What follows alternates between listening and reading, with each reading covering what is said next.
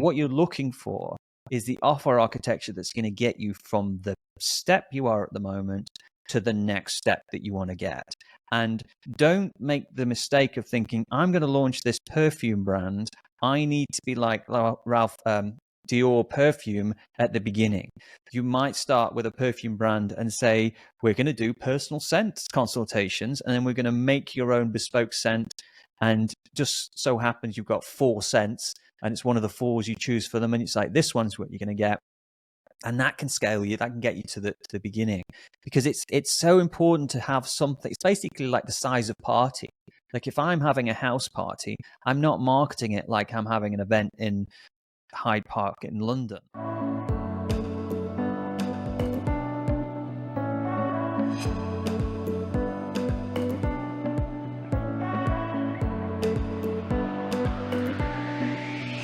Hello, Ian. How are you? Good afternoon. Yes, I'm okay, despite the fact that we've spent the last hour trying to get audio visual equipment to work. It's become ridiculously complicated. When we used to do it, I was in the car using Skype, and this is how we started doing the podcast. And over the years, we've become, more professional, which doesn't mean it just makes it a lot longer to get going, and it just doesn't work. Yeah. It's like when you do a Zoom call and the microphone doesn't work properly. It's like that, but like the next level of frustration. Well, it's what the most annoying thing is when you buy some new gadget you think it's going to really help, and then it doesn't work. That's the most annoying thing. I had that with a Sony camera the other day, and I just assumed it was going to work, so I threw away the box, and I couldn't take it back, and then I stormed out of the shop. You know how you do when they wouldn't let me take it back, and then I literally left it with them, and they had to courier it to my house because I'd stormed out the shop and left $1,000 camera in there. And really, yeah. What, they sent it back? They sent it to your house? So you just left? You just walked out? You walked out? And walked out. Yeah. But so without a little bit of getting rage. a reason. No, that's unusual for you, Mars. You're normally the placid, I was having a bad day. calm brother. You must have had a really bad day. Yeah. Well, anyway. Well, I'm sorry to hear that. How's the weather? Oh, the weather, Ian, is horrible. It's raining and wet, and so beautiful day in England. No sunny. Sunny day. I spoke to someone else this morning. He said it wasn't that nice, but maybe it's different in different parts of the UK. We should have a rundown. It's very variable. Right, we're going to do the 700th domino today. No, the 700th. Yeah, the 6th domino. The 6th domino is what we're doing today, and the 6th domino, if I'm not incorrect, is the reason to buy today, or the reason to buy now. Which, I guess, why don't you do an overview of the dominoes and why this is the last one? All right. So, the 6th domino, which is the last one, until we invent another one. I mean, who knows? The dominoes could continue. But the 6th domino is, at the moment, the final domino, and it is the reason to buy. It's the offer architecture. Now, I'll go through the dominoes just very quickly. The first one is, do we pass the busy restaurant test, which is about positioning. Second one is helping people find the right product, which is navigational flow. Third one is job to be done. Fourth one is anxiety reducing. Fifth one is trust and credibility. And the 6th one is the offer architecture. Now, when we started these podcasts, I don't know however many years ago, and the book we wrote, we talked a lot about the offer architecture, like the reason to get people to buy now. And some people would say, well, I don't want to do an offer architecture, and it feels a bit cheap. And I think it's probably, in order to help us explain when to use a good offer, this is why the dominoes have come, and it just helps solidify. And notice that the offer architecture is the final domino, because if you reverse the dominoes, it actually helps you understand why they are dominoes lining up in a sequence. And so the final domino is the offer architecture, which is reason to buy now. It doesn't have to be an offer in terms of an offer, but it's a reason to buy now. Now, no one cares about an offer architecture if we haven't demonstrated trust and credibility. So, which is proof that we can back up our claim. Nobody cares about the fifth domino, which is the trust and credibility, if we haven't reduced the anxiety, which is the fourth domino, which is like, is it going to arrive on time? For example, that might be an anxiety. Nobody cares about the job to be done. Sorry, I missed one. No one cares about the anxiety if we haven't demonstrated the job to be done, which is like, do I want the product in the first place? No one cares about wanting the product in the first place if they can't find the right product, which is the second domino, navigational flow. No one cares about trying to find the right product if we haven't positioned the brand and passed the busy restaurant test. So you can see it all links back. Going back to the just what I was saying before, what? Every time you move in that leather chair, it sounds like you're farting. I'm really glad that you've taken that. You've ignored everything that I've been saying about our grand philosophy just to go, oh, it sounds like you're trumping on the... It does. It's a leather armchair.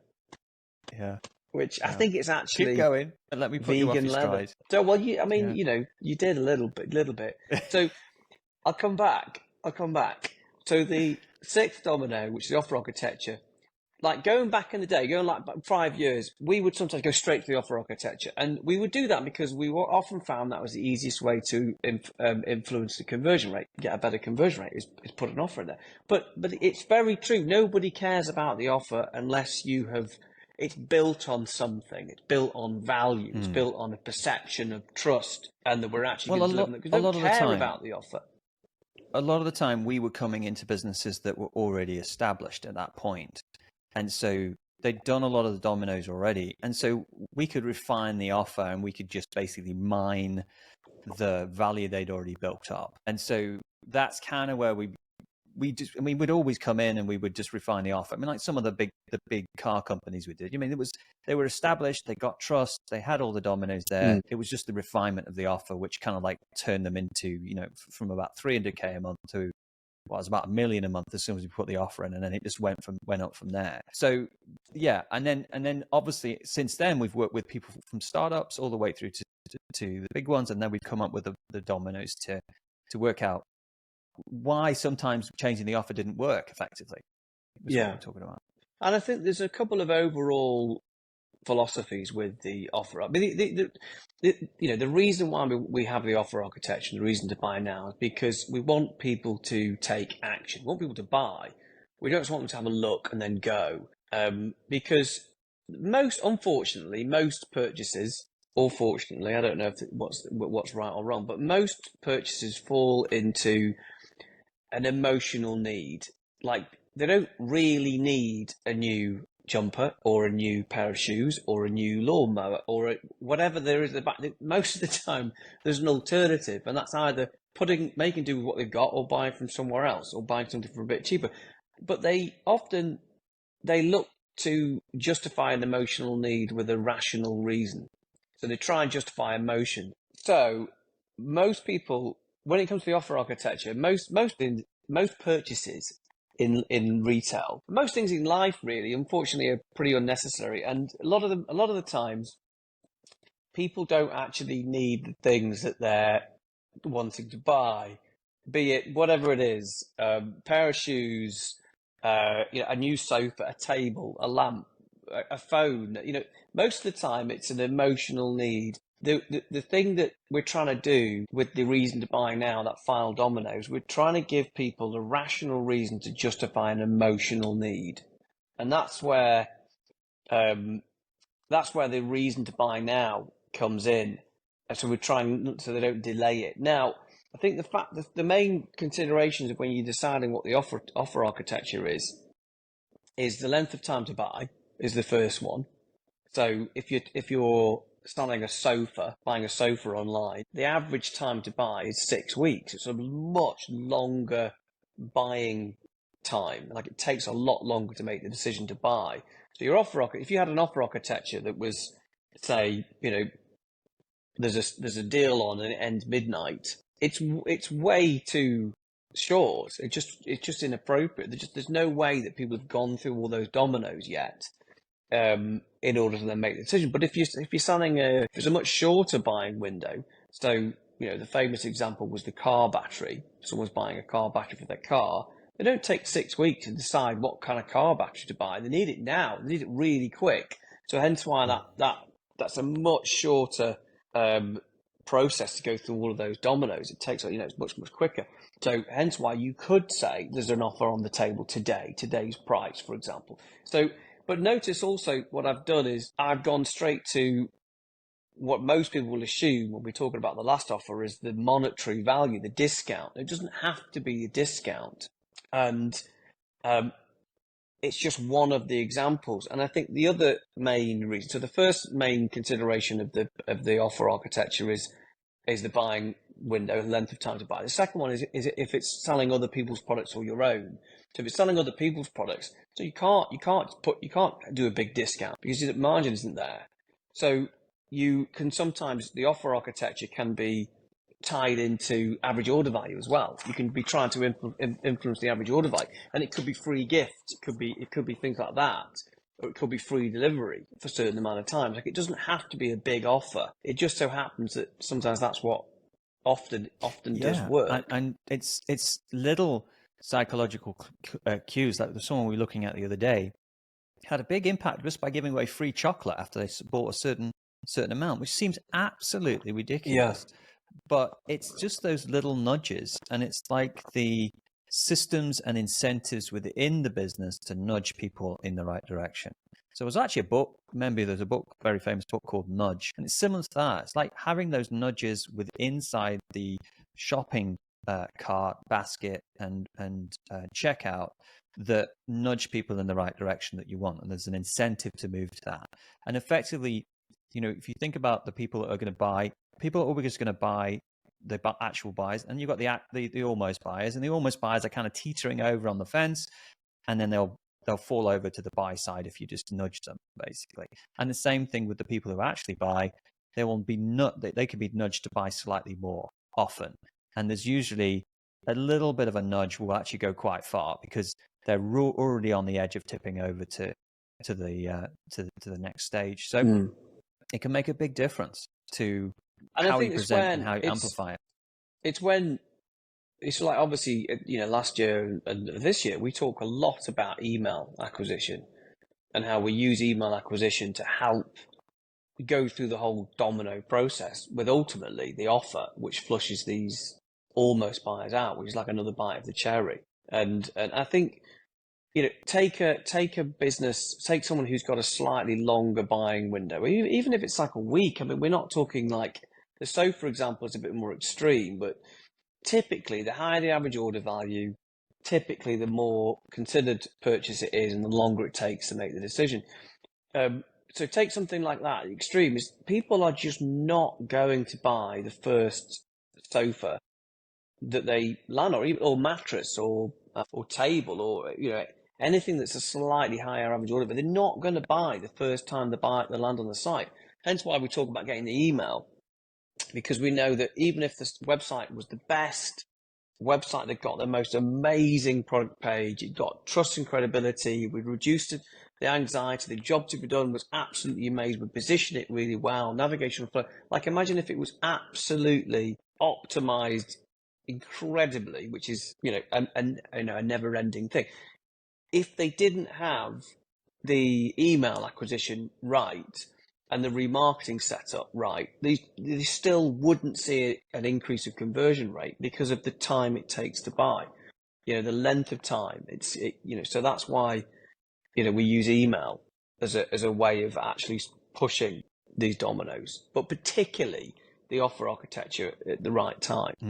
And I think for the last domino to work, what we're effectively trying to do on our business is have an entertainment layer on the business. And I think a lot of people make the mistake of kind of thinking, I've got to have some kind of offer, and just putting the offer on there without the two things. First of all, the reason why we're having an offer, which could be something that's already people are interested in. So I'm working with someone who sells airplane magazines and airplane models and all that kind of stuff, and there could be the Farnborough Air Show down in London, the big show, and it's like, well, we've got a Farnborough show offer. We're not at the Farnborough show, but we've got a Farnborough show offer, and this month you can get this, and this.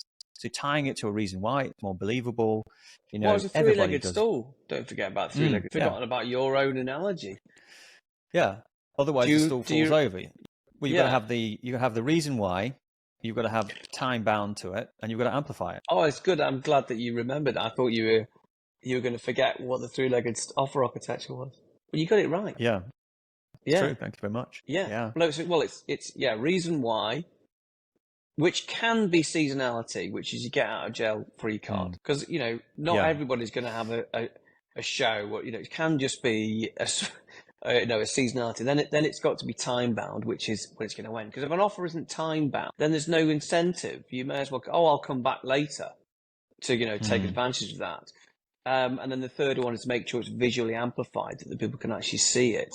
They're really key. And if you've got a good offer and you've done everything right and you've got all the dominoes in the right, then just sometimes making the offer louder on the site makes a huge difference.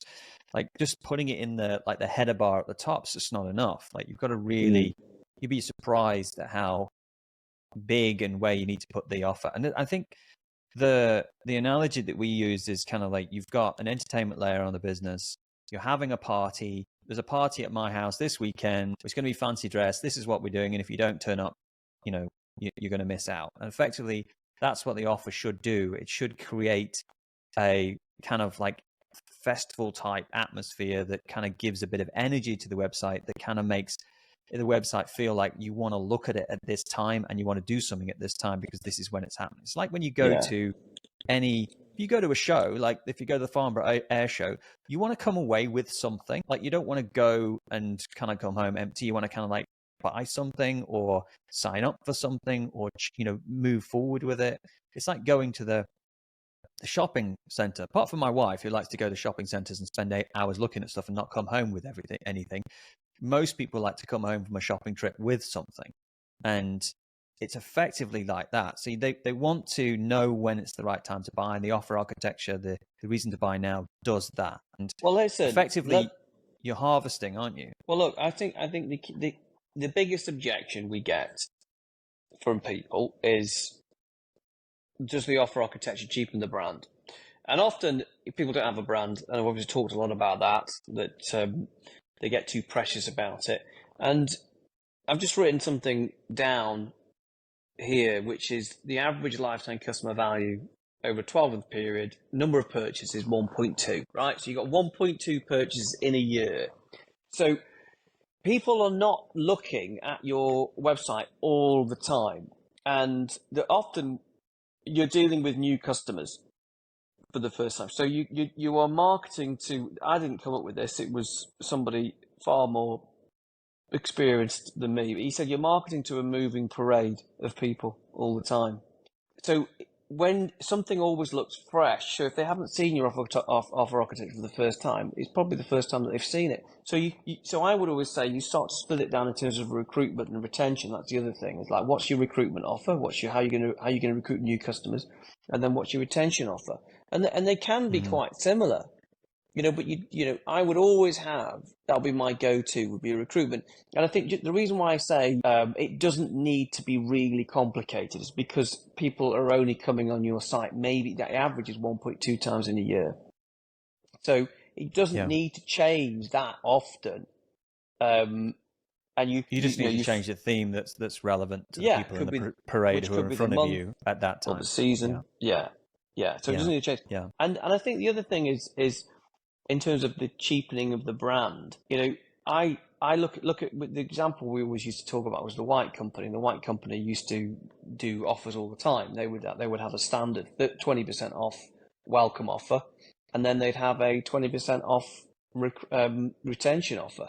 VIP 20. It was the same, 20 to recruit and 20 to retain. And there's lots and lots and lots of e-com businesses that we've worked with where we've gone in and we've just done a simple recruitment offer and a retention offer. And it's the most straightforward thing to do. But of course, it's much more powerful if it's built on top of the other dominoes, the trust and credibility. But I don't think I think the other worry would be is if we recruit a new customer on an offer, are they always going to want an offer, as the second? Is it, is it going to train customers to go and get an offer?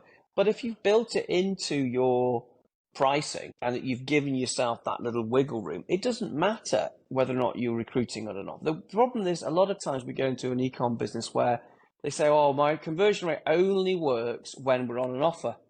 Like it just doesn't work. Like it's flat. ROAS is great. Everything works. When we've got an offer running, email works really well. Google Ads works really well. Facebook works really well. Our conversion rate goes up, and then we take the offer away and it dies. I'm like, well, why are you taking the offer away? Why is it not built into your bearing in mind that people are only coming on and buying 1.2 times a year? Yeah, and it has Why to be take win-win. that away? It has to be win for you as the retailer and a win for the customer. And I think the most important thing to understand is the perception of the offer in the customer's mind, and the perception of effectively the scarcity, the town-bound nature, and the reason to buy today is more important. And particularly price, how you present price will affect how the sale goes. So much so, like particularly on sites where they're selling other people's products, one of the key things we look at is how they're actually presenting the price. It like subtle differences in what you're emphasizing and not emphasizing will actually make or break the sale. It's that fundamental, because and I can't straight this enough. The perception of something, the perception of the website that we've talked about before with Crow, conversion rate optimization, about the perception of ease of use. Perception of ease of use is more important than actual ease of use. If someone thinks the website is easy to use, they will find it easy to use. Same thing with offers. If they have the perception of it being a good offer or a good time for an offer, they will buy. So you can see this in Black Friday. A lot of the Black Friday offers are probably not that much better than the normal offers you put out during a bog standard weekend. But people buy because the perception of the offer is that it's a really good offer, because it's a good time for offers. And so if the customer's perception of a high offer is amped up, you're actually going to sell a lot more. So your job is to build a powerful reason why that it's a now good time to buy. And effectively, that's what we're doing. And obviously, during the year, Easter's the gift that keeps on giving, because you've got all these long weekends. It's fantastic. But there are sections of the year where you've got these kind of no man's land, where you've got no real kind of reason why to hang your hat on. And those are the times where you've really got to try and manufacture your own party, events, things like that, to kind of like give people an event to come and buy. And it's not about always dropping your trousers in terms of price. There's the launch model that a lot of our clients use, bringing out new products, allowing people to kind of get a pre-glimpse of it, and then launching the product over a certain weekend and being the first people to try it, and those kind of things. It's like having a party. It's like we're having a party, we're launching a new product, everybody who comes to the party can get to use it for the first time. And by the way, if you buy this product, we're going to give you this other thing as well. And we're not going to sell it after that, because we're just going to do a soft launch. All these things are effectively like organizing a great event.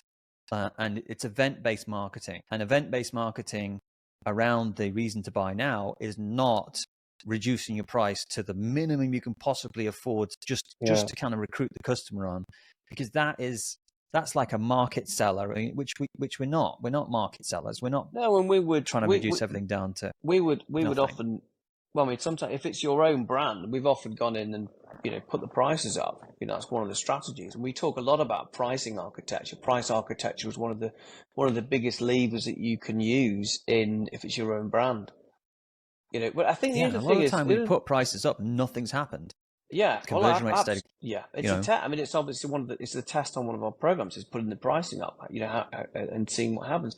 But I think the other thing is, I think the reason why people are reluctant to do it sometimes is, again, it's the perception. It doesn't have to be cheap, and that's part of the brand. But the other thing is, if you go into a retail store, the conversion rate in a physical retail store is much, much higher. I actually don't know what the stats are, but I know it's much higher. Obviously, it depends on what kind of store it is. But compare that store to an online store. I mean, the average conversion rate, of an online store is like 2%. Depends on your lifetime customer value.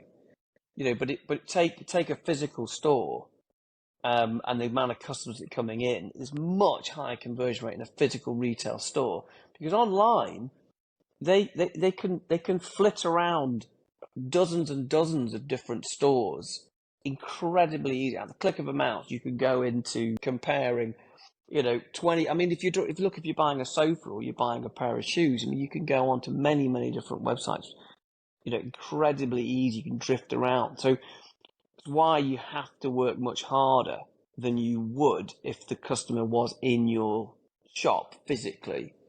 And that's why we talk about the offer architecture, and it is the entertainment layer. And it's just, if you get it right, like if you get all the other dominoes right, you've demonstrated them all, you've set it all up. It's just beautiful when that final domino, you start testing that. And I think of anything that we've done, I have to say, it's still the biggest impact on conversion rate and ROAS and recruitment and retention. It is that final domino, but you can't just go straight there. You have to understand the other domino. Yeah, and I think it's about finding your reason to buy now for your market, for your customer base. So an example I was just looking up, it was about JC Penney, the retail store in the United States, and the CEO. They brought a new CEO called Ron Johnson, and he came in 2011, and he got rid of all the coupons. And he'd come from Apple, and he was responsible for kind of one of Big Paul's layout of their stores. And he tried to bring what Apple had done to JC Penney. And so he got elimination of all the coupons and the constant sales. And then he changed the store and the layout to be more boutique based and all that kind of stuff, basically like Apple. And so he was effectively trying to go, well, this worked on Apple. I'm going to bring this to JC Penney and get rid of all the offer architecture that JC Penney's got because it's annoying, without realizing that Apple's offer architecture was effectively scarcity of product and something that people wanted, the new launch model, which is a launch model. They're always launching new products. You put that into JC Penney and it completely died because JC Penney's products aren't changing. They're basically perfumes and all that kind of stuff. It's all the stuff you can have all year round. So there's no launch model. There's no reason to go into JCPenney. Effectively, he was only there for 3 years and he got fired because he brought the wrong kind of offer architecture. Yeah, you remove the entertainment layer, hadn't you? You remove the reason to go into JCPenney and have a look because there was no reason to go in. But it's the same thing about Bed Bath and Beyond. That's the same story, exactly the same story. In fact, I think it was somebody who came from Apple again. Who went and from Apple into Bed Bath and Beyond, and I think it was the guy that did all the Genius bars and things like that. Went in and again took away the offer architecture within Bed Bath and Beyond, and went to a sort of normal low price. And obviously, we know what happened to Bed Bath and Beyond. I mean, they went into administration last year. And I think that was also because they didn't attack online, did they? They didn't attack online. Yeah. So I think that, and also sometimes people have been very successful with certain offer architecture and got them so far, and then they've kind of almost thought like the grass is kind of greener. They've kind of gone, oh, okay, wouldn't it be lovely to be like Apple? And it's like, well, you've got to understand the offer architecture of someone like Apple. There's no business out there that doesn't have offer architecture. And Apple's offer architecture is the launch model. It's a new product that you've got to get, that you've got to upgrade. It's the upgrade model, basically. It's scarcity, and it's about building that. And if you haven't got that, let's say you're selling car batteries, you can't use the Apple model because it's a car battery. It's the same car battery that it had last year, and it's a rational distress purchase. So you've got to really understand what offer architecture is suitable for you and which ones aren't, and make sure you apply the right one. And also, if something works, ride it like a wave as far as it can go, and don't. Speaking to someone last week, they're like, oh, we're doing all these offers and people are saying that they can't afford the full price and all that stuff. And it's like, yes, but you're sitting on a business that is scaling. Your lifetime customer value is fantastic. You can recruit customers less than you need to pay for a customer, that you can afford to pay for a customer. You're in a fantastic place. Why would you mess around with something as fundamental as your offer architecture that's working and become another JCPenney that has to kind of completely rebuild it? And also, you find something that works, you ride it. And a brand, because they'll say often, well, it's going to damage the brand. It's going to damage the brand. And I say, well, a brand comes from only one thing. A brand comes from having customers. That's where the brand comes from. You can't pretend to be a brand just by looking a certain way. It comes from having a great big model to recruit customers into it. And so, if you, and I think it can soften. I think, let's say, your zero, when we always used to say your 0 to 10 million strategy can be very different to your 10 million and beyond, because by the point that you've got to 10 million turnover through your ecom each year, you have got a body of customers that will be talking about your brand. And so you can then decide at that point to actually soften it. But, essentially, a brand only comes from being able to recruit customers. So, don't be too precious about it. And but let's say you want to, build it up, you sell your ecom business. Let someone else faff around with. But I think with that. you've hit the nail on the head there, is that you don't have to be the same e-commerce business all the way through your growth. So what you'll do to get to the first million will be different to what you get to the 5 million, which you get to 10 million to get to the 100 million. Completely different business models. Well, not completely different business models, but different things you will do. To get to your first million, you might have something in your business that's not scalable. Like to get your first few sales, you might say you're like an influencer, fashion influencer, and you decide to start your own fashion boutique. And you to get your first sales, you say, with every pair of dress I sell, I'm going to do a free Zoom fashion consultation. Completely unscalable, but you're going to get your first few sales.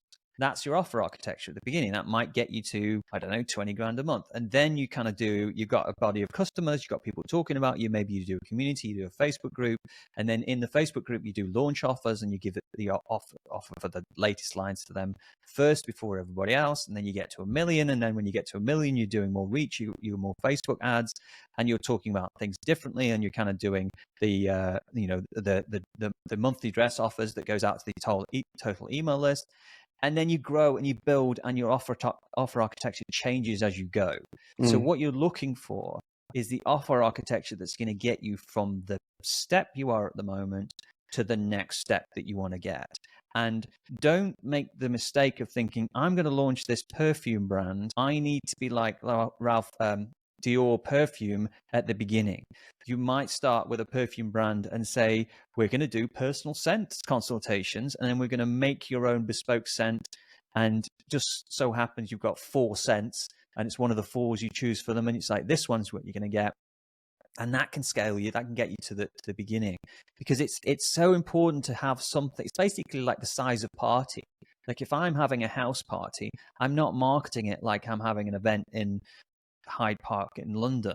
Is it Hyde Park? With a big Central Park in New York, I haven't been to London for such a long time. I forgot what the park's called. It is at Hyde Park, yeah. So I'm not marketing it like I'm having an event in Hyde Park. I'm having a close dinner party with a few friends. It's a completely different offer architecture that I'm going to promote that party with. What we're basically saying is, don't be worried about playing with your offer architecture and seeing that grow and change over the course of your business. And it can change, but it's purely about the whole philosophy of the Dominoes, and the whole philosophy of e-commerce is purely about trying to influence one simple thing. It's how can I get more return out of my ad spend? That's it. We just want to scale our ad spend. And if you focus on that, obviously you're going to grow your e-commerce business. So, unashamedly, if Mark and I take an e-commerce brand and we're trying to get from 0 to 10 million, we will really, really go after that. We're just focusing purely on how can we get an increased return on ad spend. How can we continue to scale our advertising budget profitably? That's all we really care about. And then at the point that we can do that, and we're getting the e-com businesses to around 10 million, then we've got a brand that we can start to work with. But even at 10 million, if you're doing a 10 million, you're nobody, you're nothing really. You're no one. There's still nobody really has heard of you, even at that level. So, you're having to convince somebody to buy from you when there's probably much bigger, more dominant brands that people have heard of, and you're asking them to buy from you. To be honest, some of the people we work with who are doing 100 million, they still wouldn't know who they were. We've got some people doing big numbers in menswear and women's clothing and aftermarket parts and all that kind of stuff, and they're doing hundreds of millions of pounds, dollars. And if I said to you, oh, who's this? They wouldn't know who they were. So, it's not until you get, household names, they are big. They are big revenues to that, unless you're in something that is very, very visual, but not transactional, so that everybody knows who they are, but not many people buy from them anymore or whatever, So, yeah, it's interesting, isn't it? Like, we are completely invisible until you are massive. Obviously, you're going to have your loyal followers, and they will know who you are, and your community based, and that's what we want to be, famous within our market. That's what we want to be. Yeah. Effectively. But also, I would also say don't worry too much about, because that's another worry as well, that the existing customers, if you're going to be doing offers all the time, your existing customers, they're going to get tired, and they're going to be really attentive of it. But remember, look at how many times on average people buy in a year. Go and have a look. It's figure it out. And the average is 1.2, and you'll be surprised, because you'll think oh no, our customers are not like that. They're really attentive. They know. Well, yes, Joe will. Like that one customer contacts your customer service, but it doesn't represent your entire customer base. But we tend to find you get much more out of it by honing on your offer architecture. It's a definite go-to. Without an offer architecture, you're really growing with your hands behind your back, and it certainly can turbocharge your ROAS done well and effectively. Do it. Yeah, and it's obviously one of those little levers that you can just push, and you can get it right. And it's like, one day your average order value can be this, tomorrow your average order value can be that. It can be literally that game changer. And it's like, well, why didn't we do this earlier? Like why are we sitting there letting people not be nudged into having the average order value 20% higher, which then makes our ROAS 20% higher, which means that we can pay a cost per click 20% higher than the competition. And it's just everything just starts singing on the same hymn sheet, doesn't it? Effectively. Awesome. Totally. Thank you very much. Okay. Domino's complete. Domino's done. We're going to have to come up with another metaphor that we'll have to go through. What was the last time we did? We did one. We did the 4 horsemen of e-commerce or something like the 5 horsemen. It was the 5 salespeople. That was it. Horsemen. What are you talking about? The Domino's is probably, I think the Domino's is what we'll stick with, to be honest, because it makes a lot of sense. And we first did it at the big event. It went down really well, and people, because it just makes sense in people's mind that they'll kind of like why things haven't worked. Like, we tried that, but we hadn't done the Domino before it. So it's not going to work. Just coming out with an offer and going, oh, we did this offer, and it's like, it's crickets. It's like, that's why you haven't done the other steps. Yeah. Yeah. Awesome. Thank you very much. Thanks, Mark. Cheerio.